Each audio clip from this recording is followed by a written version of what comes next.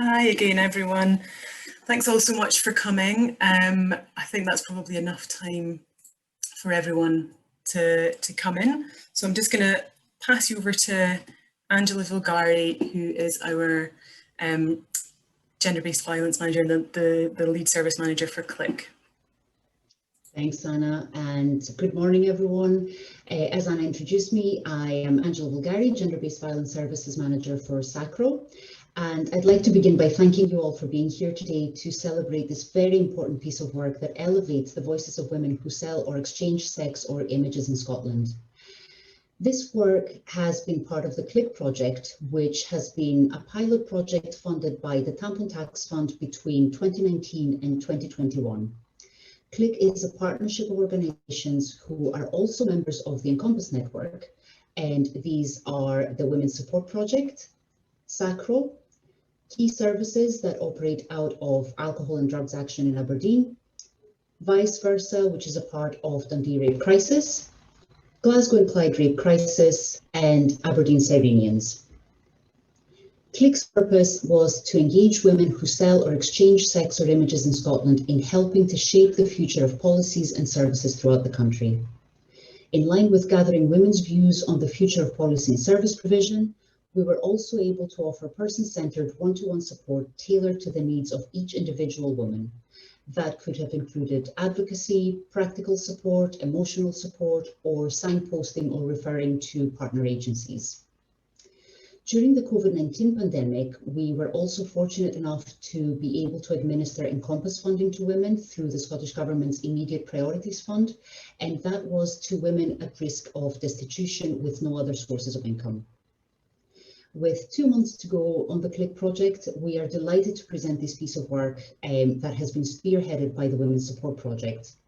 The magazine that you will see today pulls together women's views, stories, experiences, and recommendations with a view to raising awareness of how we as organisations, as professionals, as policymakers, and ultimately as community members can best ensure the safety, health, and well-being of women. A lot of the information and resources you will see here today are intended to be used in future, both for raising awareness of the issues women face, as well as in developing training materials and guidance resources. Before we begin, I'd like to share a few words of housekeeping. So first of all, you will notice that the chat function is not available today, and that is purely to allow us to keep this event as brief and to the point as possible. However, having said that, please make sure to use the Q&A function that our colleagues are moderating, as this will help us to answer your questions at the end of the session to the best of our ability. Also, please note that today's session is being recorded with everyone's cameras and microphones switched off, and this is to allow us to share the link with you to the recording at a later date. One thing that we have learned more and more recently is that technology does not always work the way that we want it to. So it is possible that some of us might experience technical difficulties or connectivity issues. So if this happens to you and you are kicked out of this webinar, please use the link to reconnect again, and we will do our best to let you in as soon as possible. So we hope that this snapshot that you will see here today will be thought-provoking, and we strongly recommend and encourage that you come back to read the magazine in its entirety once that is published online. So lastly, I would like to kindly ask that you all bear in mind that this is a short event celebrating the time, energy, and voices of women who took part in this piece of work.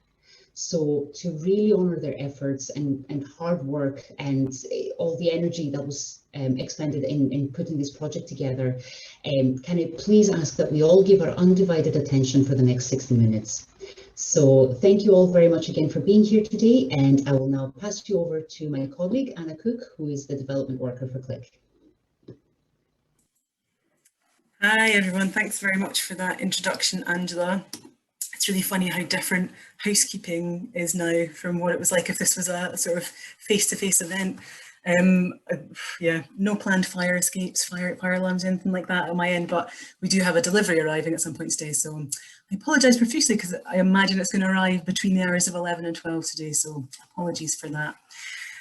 So yeah, thanks so much to Angela And I also just wanted to say thank you so much to everyone for coming today.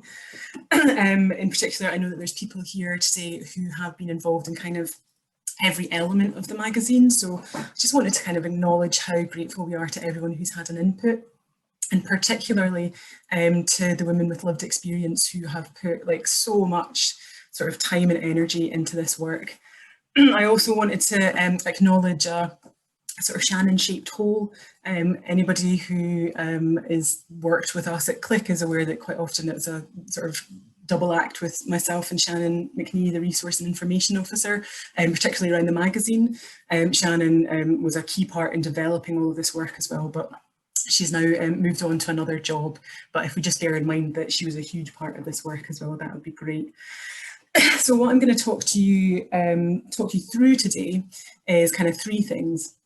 First of all, I'm going to like really briefly kind of talk you through like the thinking behind the magazine. So how we came up with the idea and how we sort of got it going. And then I'm going to move on to talk about phase one, which was CLiCK Magazine as a digital online platform. It's all these words that before this year I had never used, like digital online platform really as a phrase before, but now it's one of my most common phrases. So I'm going to sort of talk you through that kind of online platform. And that was where we sort of essentially grew, whoops, give you a sneak peek to the next bit there.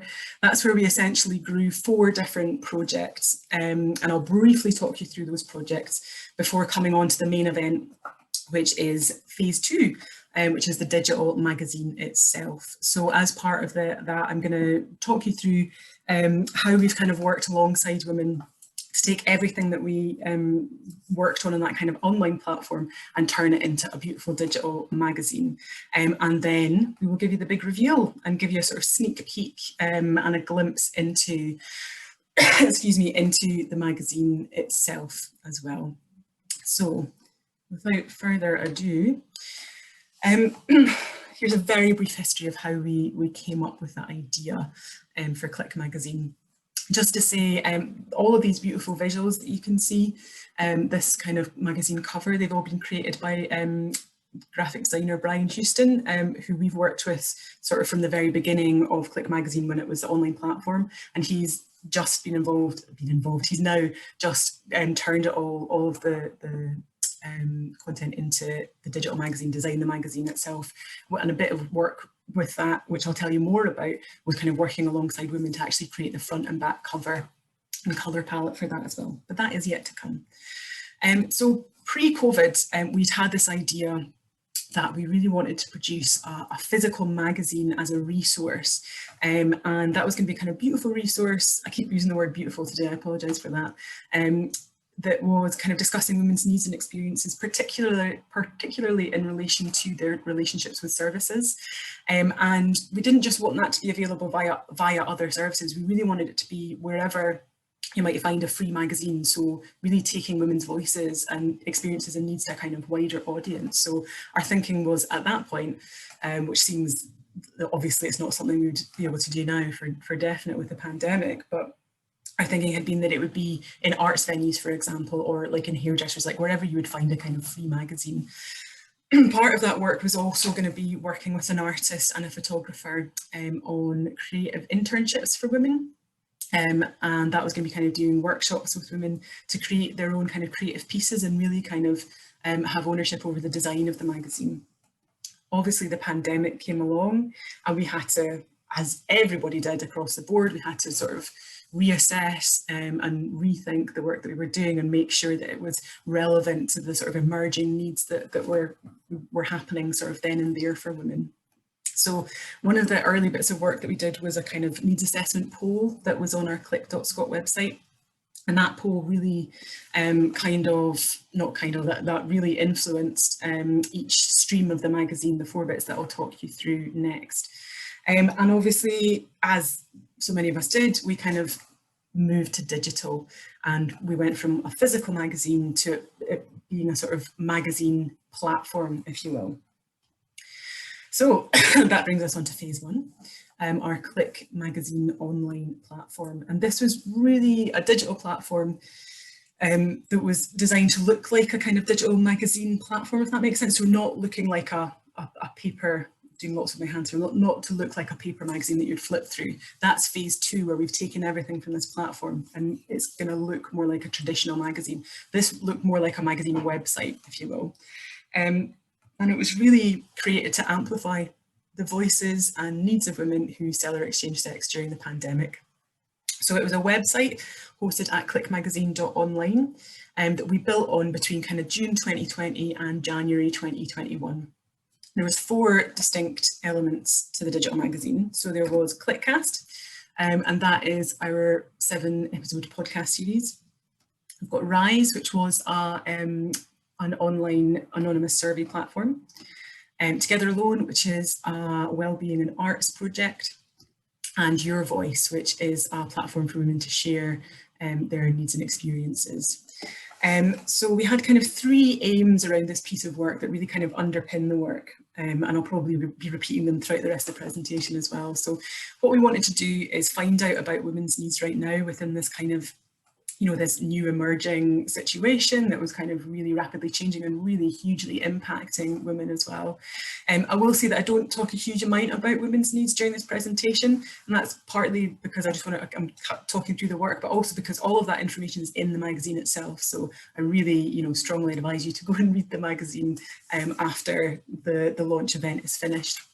So obviously we needed to find out about women's needs, but we also wanted to kind of create varied and engaging opportunities for women and opportunities for women to be involved in this in ways that really suited them, that kind of met women where they were at. So we wanted to find different opportunities for women as part of it. And we also wanted to find kind of innovative ways of bringing women's voices to decision makers as well. So using that platform to really kind of amplify those voices as well. So as I was saying, all 4 of those elements were active between sort of June to January, and that website is still there, it still exists, but we stopped sort of actively adding to it as a kind of preparation for, moving all of that content, creating articles and creating the digital magazine that you're going to get a sneak peek of later on. So I'll briefly talk you through those elements just now, but may I direct you again for a kind of full lowdown on the aims and learning from each of these. It's all there in the CLiCK magazine digital copy. So the first element I'm going to chat to you about is Rise. Rise was our anonymous survey platform. It was created sort of partly as a partner stream to CLiCKcast so that it could inform the podcasts. It was also created to inform service delivery and identify sort of gaps as well there. It was really, as everything is just now, it was obviously created in the context of COVID. So the issues were kind of developing there and then in the moment. So it was really an attempt to sort of capture something around women's needs as COVID was developing in the moment as well. And because it was anonymous, we hope that women might feel it was a safe way to share, because we know from speaking to women that some women kind of want to do more in-depth work. They want to have conversations kind of, one-to-one, but other women don't particularly want that. They would rather be able to share something kind of more anonymously. So we wanted to offer that opportunity, or that, I guess, that way of connecting to women as well.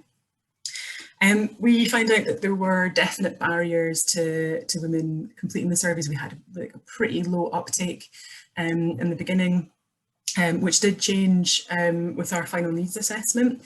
But before that final needs assessment, we sort of tried other avenues. So we sort of tried different things around promotion, and we spoke to the CLiCK women's workers, and CLiCK women's workers have been involved in all this work around the magazine as well. We spoke to them about maybe using the surveys as more of a conversational tool rather than a kind of more formal, let's sit down and complete a survey together as well. But what we really found changed the numbers of responses was something that I know is part of a kind of much broader national conversation at the moment around sort of valuing lived experience and how we go about that. But what we found within this piece of work is that actually kind of attempting to value lived experience like we value learned experience, because I think we can all agree that in society at the moment that's not something that happens. We tend to place far higher value on learned experience over lived experience. But we found in doing that, and the way that we did that with our needs assessment was to identify some programme costs and attach a voucher to completing the survey. And that was really a way of us trying to, in a very small way, to thank women for the time and the energy that they were putting into completing the surveys, and the kind of sharing of that. So it was our very small way of trying to put that emphasis on valuing lived experience and the importance of that. In terms of that needs assessment, the full report is available in CLiCK magazine, and that includes some really powerful quotes from women around their needs as well. So I would highly recommend giving that part of the magazine kind of a good bit of time when you're reading through it later on.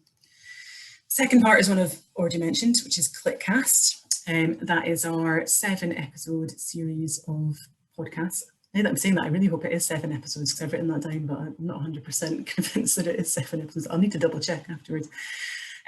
What CLiCKcast was kind of really about was like connecting with people and sort of finding a new way to connect with people, which I mean, it's the case with the magazine generally. That was another thing that was kind of underpinning a lot of the work, was trying to find ways to connect with people. We were trying to do that on sort of 4 levels. We were trying to provide information and resources to women, but also sort of connecting with women to ensure that their voices were a real like core integral part of the podcast as well. We were trying to connect with services. We were trying to find a new kind of way of bringing women's voices to decision makers. And we were also trying to connect with the general public to try and raise like awareness about the issues that women were facing in light of COVID as well. As I mentioned, and I probably will continue to mention again and again, really a core part of this work was women's voices and finding a safe way for women to have their voices included in that. So that sort of looked like different things really for different women. It was the RISE surveys that kind of fed into CLiCKcast. It was also discussions with me and with women, so women who are working with CLiCK or was working with Your Voice, but also we're working with other organisations as well. And also we conducted a couple of interviews with women, and then we worked with women to find safe ways for their quotes to be included and that felt sort of appropriate and safe to them as well. So the magazine that we're launching today has got a breakdown of the info from each podcast. And you can also still listen to the podcasts on the website as well. The third element of the magazine, both online and flippable copy, is Together Alone.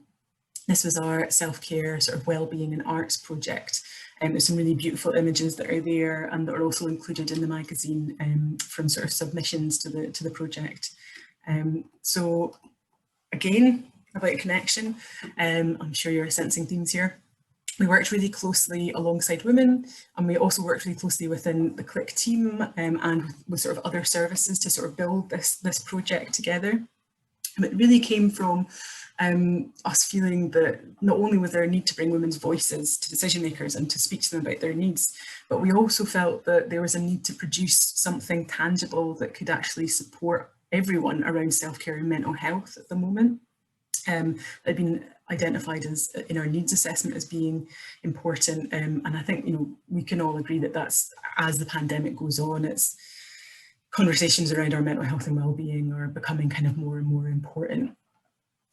So we created weekly blogs, we worked on tips and tools that we shared, and we had a series of masterclasses. So we worked with artist Alice Dancy-Wright and photographer Catherine Rattray to produce sort of accessible, hopefully easy to follow workshops that were about sort of exploring the links between creativity and self-care, and also providing a space for women to have an opportunity to use creativity as self-care as well. We worked really closely with women on this project, and the sort of culmination of it was that in January we produced a collective self-care toolkit. It's a bit of a mouthful when you say it like that, but we call it the Together Alone toolkit. And women worked really closely, like I'd mentioned, so women kind of acted as sort of consulted on the project with us. And they also sort of produced some really thoughtful and really beautiful blogs, as well as sharing tips to help other women kind of reflect on and build their own self-care toolkits as well. So yeah, women give a lot of time and energy to this project, as they did to everything of kind of the magazine as well.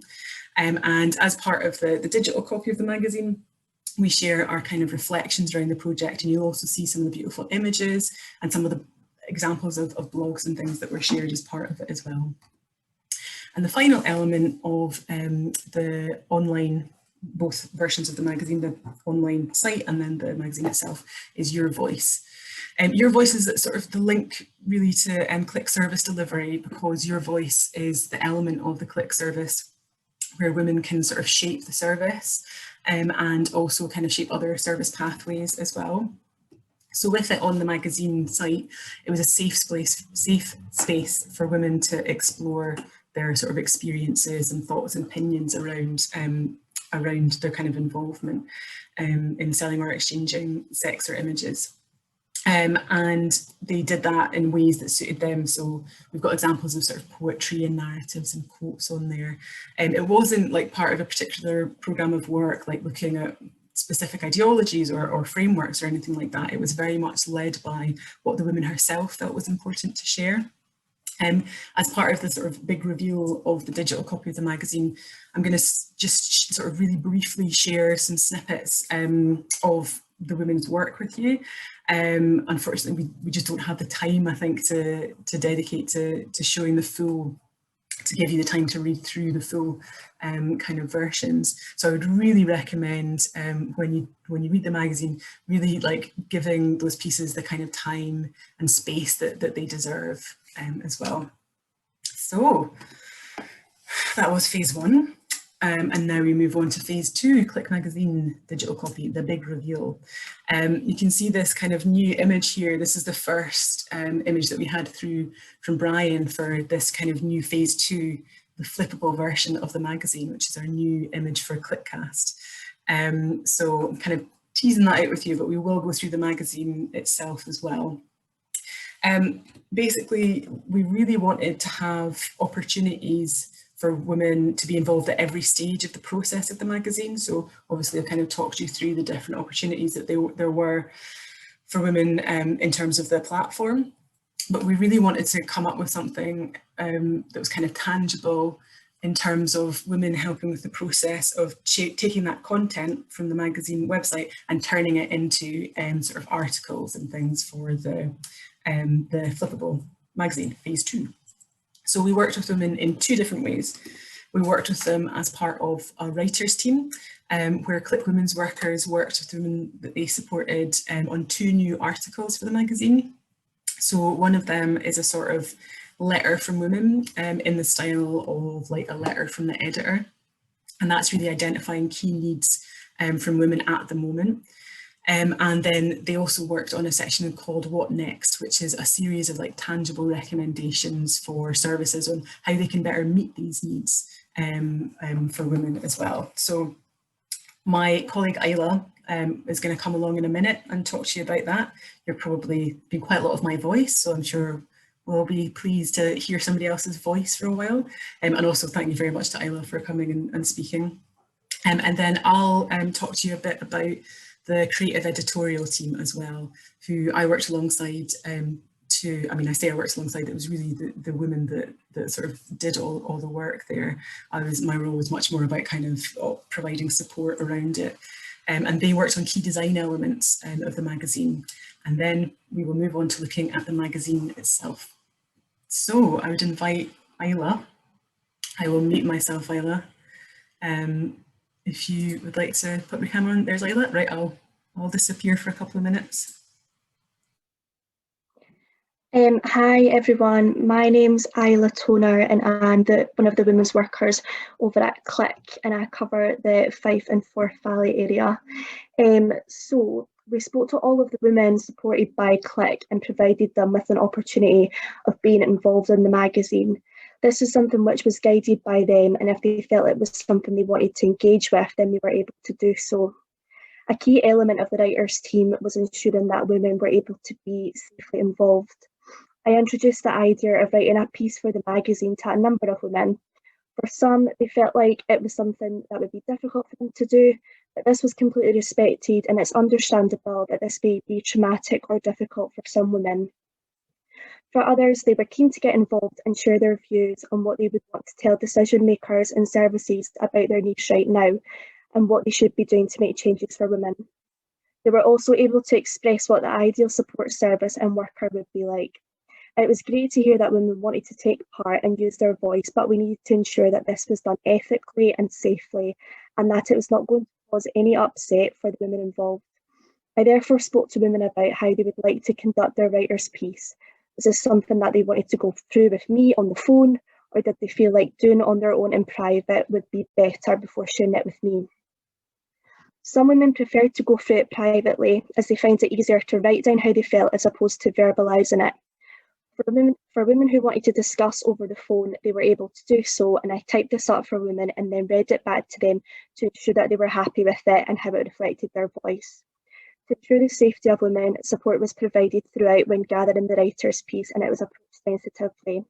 It was also tailored to suit women's individual needs.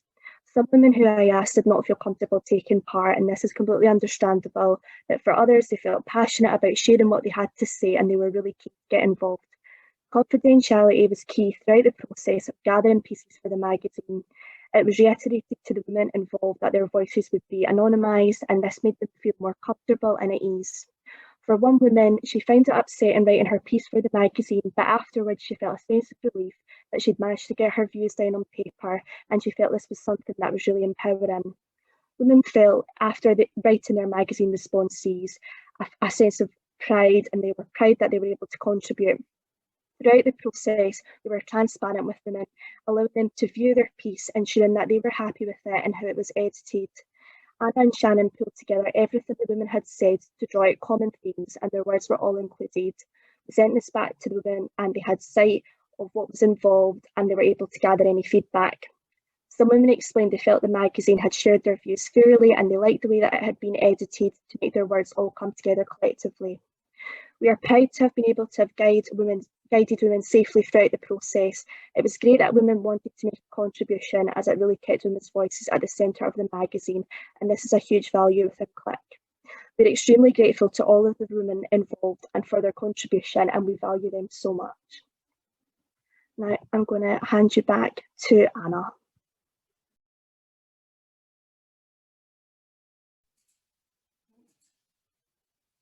Great, thanks. Sorry, there's always that panic of like, oh, how do I get my video back on?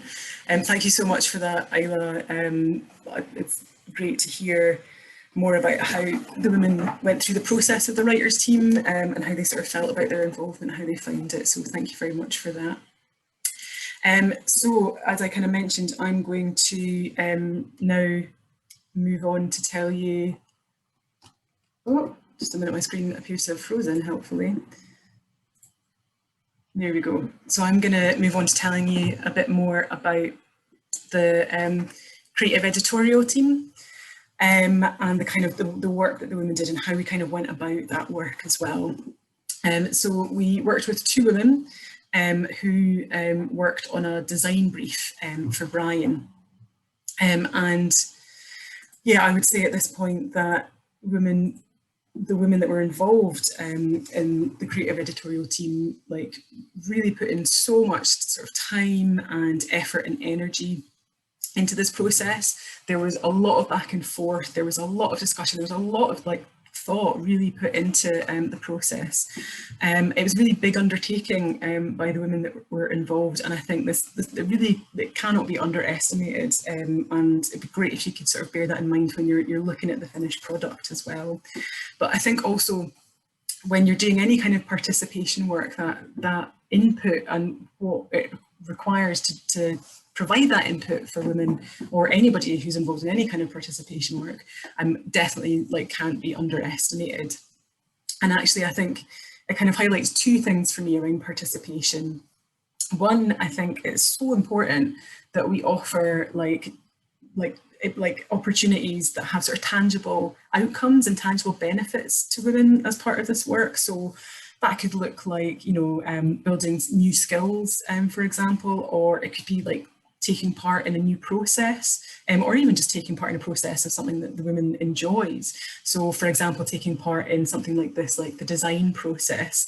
But along with that, you can't just offer an opportunity in and of itself. I think it's so important that those opportunities are backed up with the right sort of adequate support and time and resources around that as well. Because when we're offering opportunities of any kind, or, you know, any kind of work, that we're asking people to like give up a lot of their time and energy, and also potentially talk about their own kind of personal experiences. Like, we have to back that up really, and we can't set women up to fail. So yeah, again, women put so much kind of time and energy into this team, and to the writers team as well. Here's a lovely blank orange slide for you. Sorry, I'll skip on. Part of what we did in terms of that kind of back and forth was we wanted to find like a safe way for women to work together in a team. And one of the ways that we did that was by using a Miro board. I say Miro, some people might say Miro, we'll go with Miro for today.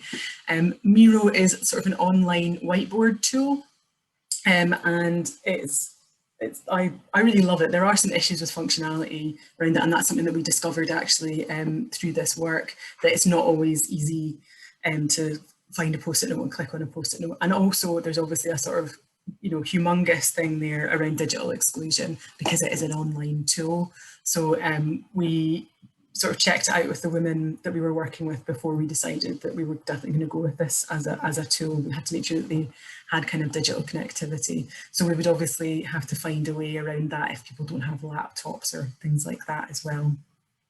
But basically, it's what you can do is you can create a board on Miro, and for this we sort of put a series of questions to sort of guide women in their sort of coming up with the design brief, and then people can come onto it anonymously if they've got the link. And this particular board was a sort of password protected board.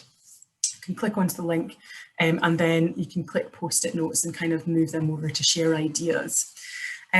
As part of the work, the women came up with 6 words to guide the design process. So those words were support, safety, compassionate, caring, insightful, and fresh.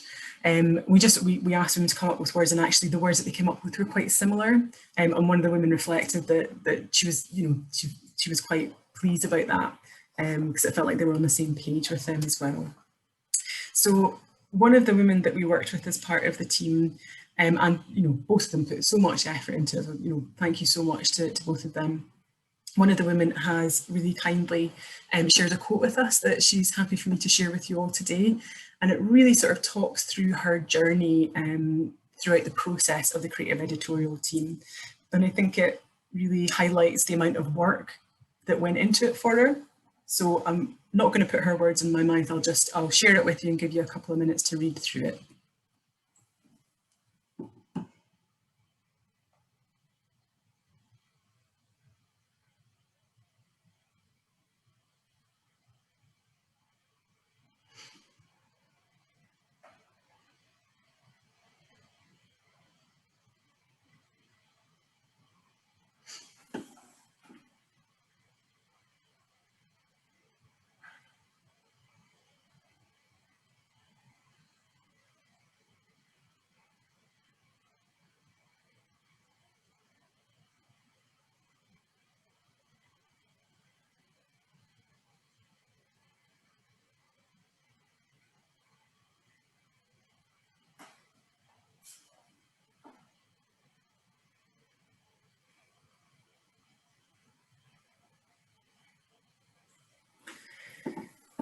So I think that's, you know, it's a really honest and really powerful account of her time in the team. So just want to thank her so much for sharing that.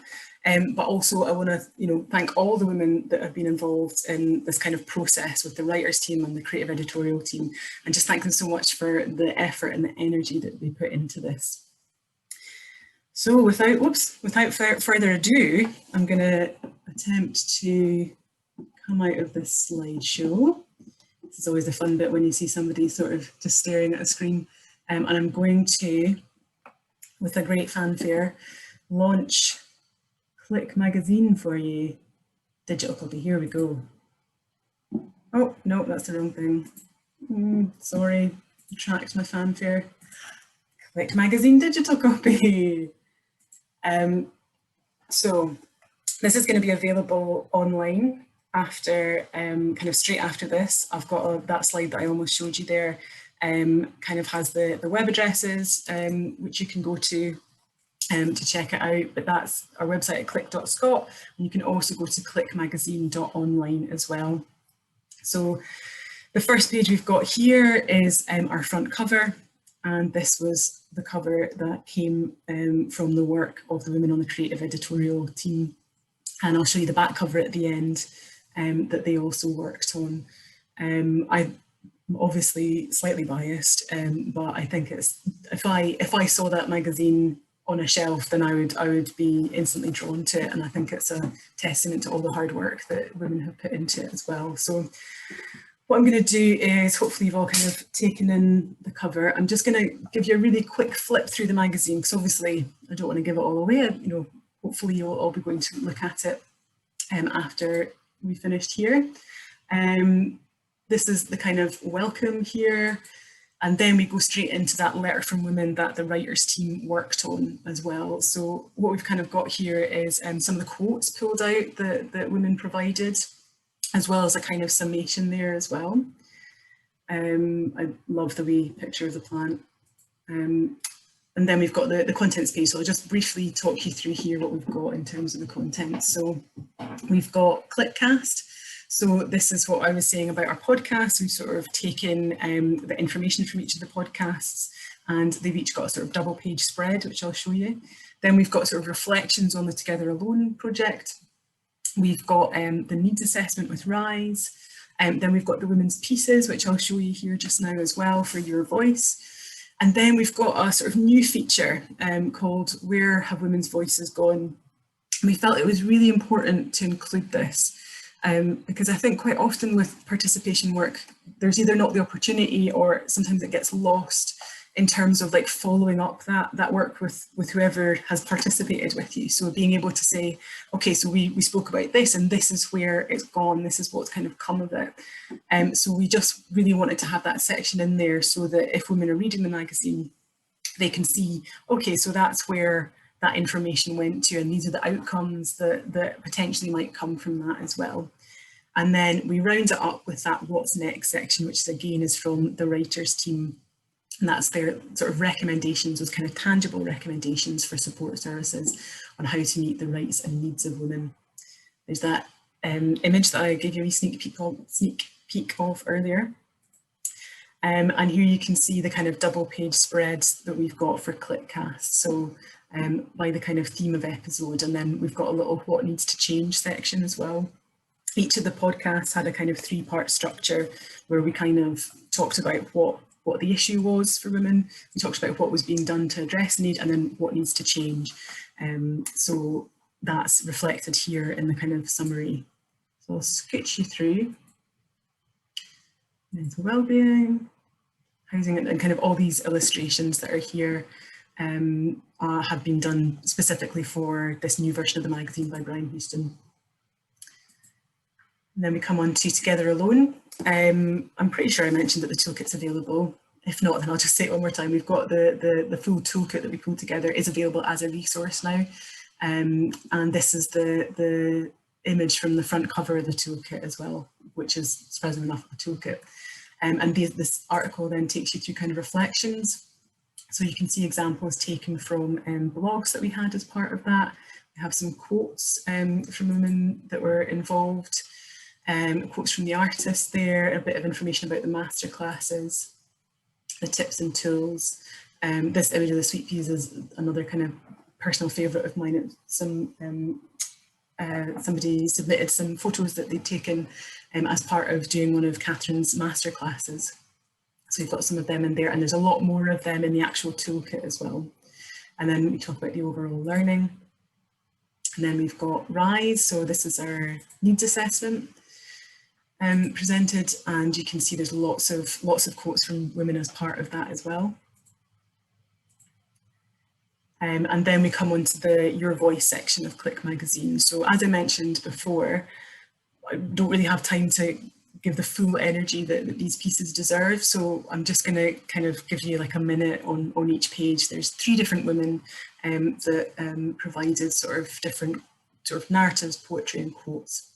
But I do really recommend that you when you're going back through the magazine, that they get the kind of time that they deserve. And just to say before you read them today, or when you read the magazine, that they kind of highlight both positive and negative aspects for the women that are involved, and kind of they're there sort of in their own words, they've not been censored in any way, and reflect their kind of thoughts and experiences as well. So there's kind of sort of good and bad things for them in their experiences that are in there as well. So the first was a series of poems.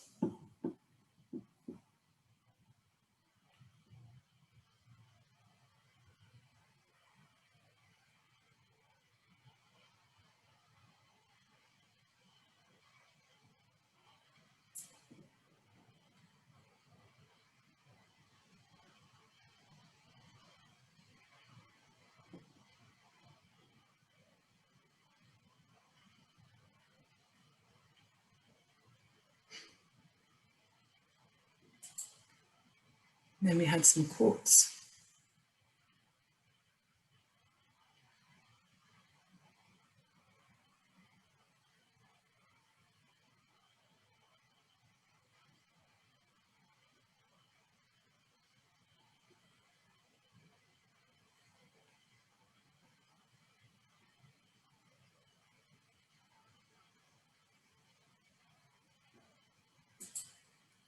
And lastly, we have parts of a woman's sort of story as well.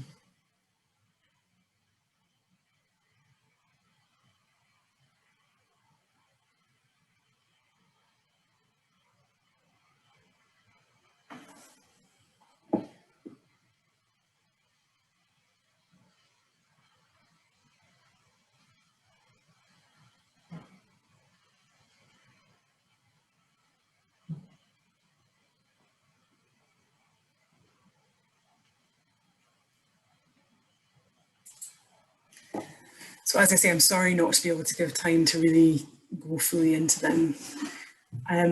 So here we've got the section where women's voices have gone. And then we come on to the recommendations for women. And kind of broadly speaking, the recommendations that they came up with were for services and workers to work together, to really listen to them, and also to provide kind of more information and actually promote services and things as well. But again, don't want to give all that away. I really recommend you go and sort of read through them fully when you're reading through the magazine. Here we go, there's the final page, sort of thanking everyone who has been part of it. And then we come to that back cover, and the back cover, like the front cover, was designed by the two women who were part of the creative editorial team. So I'm going to come out of this now. The magazine is going to be available as soon as we come off of this. I'm going to share this slide, which has the websites that you can find it at that I kind of mentioned already. So that's CLiCK.Scot and CLiCK Magazine Online, and we'll also be sending out an email to which shares a link to it as well. So keep an eye on your inboxes for a link to check out the magazine after that. So it's, oh, sorry, we've kept time, my goodness. We've got, oh, I don't know what I've done there, sorry. We've got a little bit of time then for questions. Let me get that slide back up again. So I would invite Angela and Isla, if they would like to come back for the questions. I'm just checking. Let's have a look. Okay, so I think we've had one or two questions through. If there are any other ones that come through, then, or if anybody else wants to ask a question just now, then please feel free to. One question that we've had through that I think I might take, if that's all right, by Angela and Isla, but if you guys have got anything to add to it, then please do feel free. Somebody's asked, how were you able to manage any disagreements or creative conflicts with women? So I'm going to assume that kind of what we're talking about there in particular is maybe the creative editorial team. And I'll just kind of talk you through the process of that, because obviously, if with any team, there's bound to be people who have different thoughts and ideas. That's just the nature of being human beings. So what we tried to do with that, in terms of trying to manage that with the creative editorial team, was we tried to set up a kind of process from the very beginning. So there was I kind of worked on a brief that went round the women so that they could have all the information that we hoped was all the information before kind of signing up to the creative editorial team. And part of that was we talked about the fact that there may be disagreements around how, I guess even just different elements of the magazine. So what we kind of set up there was that my role within that was to kind of be the back and forth between the women in the team, so that women didn't feel that they would have to do that themselves. That's definitely something that was my role. And I guess what I also tried to set up there was that it might be a case that we need to reach a sort of point of compromise on something and reach a point where we can say, okay, well, what can I live with? So it might be that we reach a point of that kind of, I guess, a point of kind of compromise. So what I tried to do when there was sort of minor things that that maybe people just had different suggestions on, I tried to pull that together and then see if there was either a compromise between the two suggestions, or I think there was one thing around text where I suggested that maybe Brian the designer gives us two options around that, because obviously there's a kind of process before you see things visually as well. So it was almost like, right, what can we decide before we get the visuals through? And maybe when we see things visually, we can then take it from there and again come back to that idea of like, okay, well, what can I live with? We also sort of agreed that it might be that one woman felt very strongly on one element and another woman felt strongly on another element. So we would try and find a balance and a compromise where everybody, we made sure that everybody had something that they felt kind of ownership over, if that kind of makes sense. So yeah, but definitely we tried to set up the expectation that that was a possibility at the beginning, and to say that, conflict, I think conflict in itself as a word can be quite a frightening word, but actually in this situation, it wasn't necessarily going to be conflict in that sense, if that makes sense. It would be much more like people may have slightly different thoughts and ideas and suggestions, and that's okay. And try and set up the ways that we would work around that, and also offer kind of support around that as well. So to make sure that I was having conversations with women around those potential compromises and, finding what we could live with at that point as well. I don't know if there's anything either of you would like to add to that.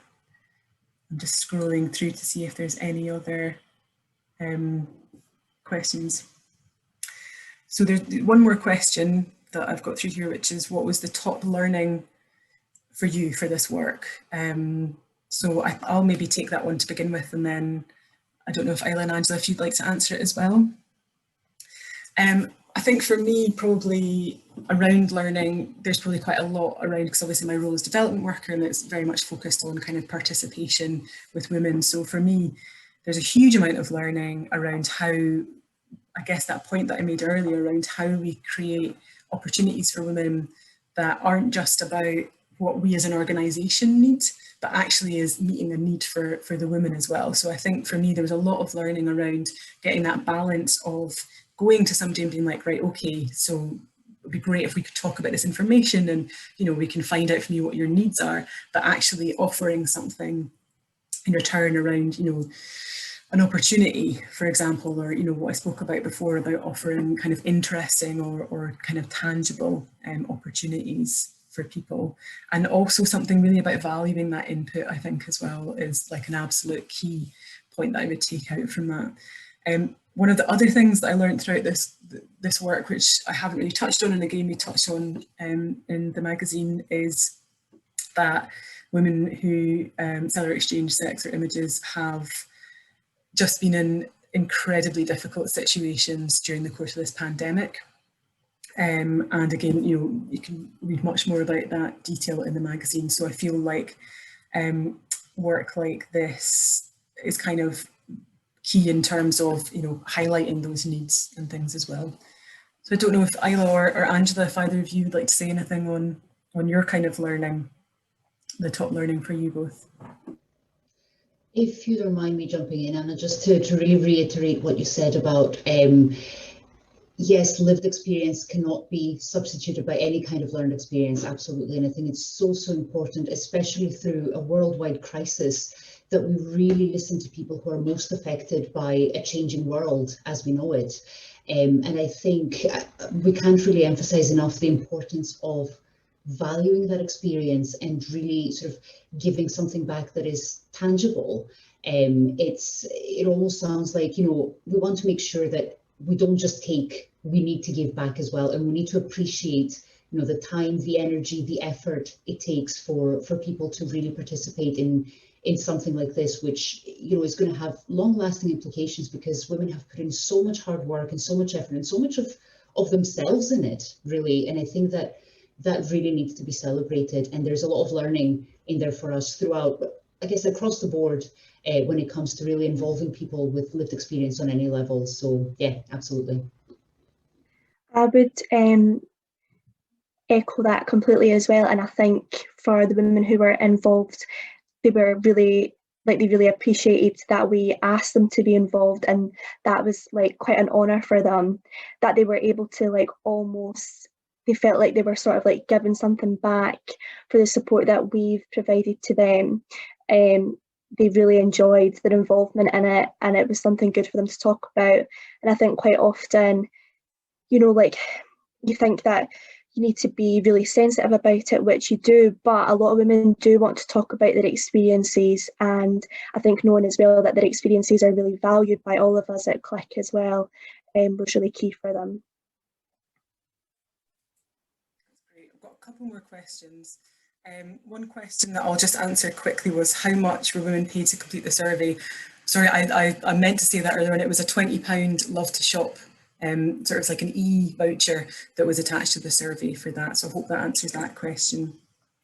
And then one more question, what did you think didn't work, and what would you advise others not to do? I think for me, on a personal level, this was a really big undertaking in terms of the magazine work, in terms of the amount of kind of like, you know, development work and work that went into it, kind of led by myself and Shannon. I would advise anyone undertaking something like this to, I guess there's just stuff, maybe this is giving away too much about myself, but definitely around project management on so many different projects, and not, I guess, not attempting to do too much, particularly when you're living in a global pandemic. I think one specific thing, kind of around the surveys again, is I think there's some learning that we could take there around using surveys as a tool, particularly for that kind of the really low uptake that we had to begin with on the surveys. So I think there's maybe some reflection that we could do if we were thinking about using surveys again, in terms of the information that we've got on the survey, in terms of the information that we're looking for from the survey. Like, is a survey the right tool for that, you know, and is it something that women want to engage with, or they would engage with? So there's maybe a bit of work that we could do talking to women actually around different kind of tools that could be used. Yeah, absolutely. Okay, we've got a couple more coming in. Is there anything from either of you on that question about anything you think didn't work? We move on to the next question. So there's another question coming, said, were any of the people involved current sex workers? And yeah, absolutely, we worked with women, both women who have exited and who were previously involved, and women who are currently involved as well. Isla, was that your experience with the writers team? Yeah, majority of them were currently still involved, yep. That's great. It's quite difficult, like using multiple platforms, trying to like read through a list. I don't know if there's any questions that I've missed at all. So if there's no more kind of coming in, then, oh, yeah, no, I've had a no from the admin now. Can I just thank so much Mel and Emma, who have been kind of working tirelessly in the background as admins on this as well. Thank you so much to Angela and to Isla for also being co-presenters so that you didn't just get sick of the sound of my voice. If there's any questions that anybody has that they didn't feel like this was the appropriate forum to ask them in, then please do get in touch with us afterwards. More than willing to kind of discuss any aspect of the magazine with anybody any further. And I guess all that remains for me is to say thank you all to you for coming. And again, thank you so much to the women who have been involved in this piece of work. Again, I'll direct you, I keep pointing to my other screen that I've got up here, I direct you to CLiCK.Scotland, CLiCK magazine online, so that you can have a look at the full copy of the magazine yourself. Thanks for coming today.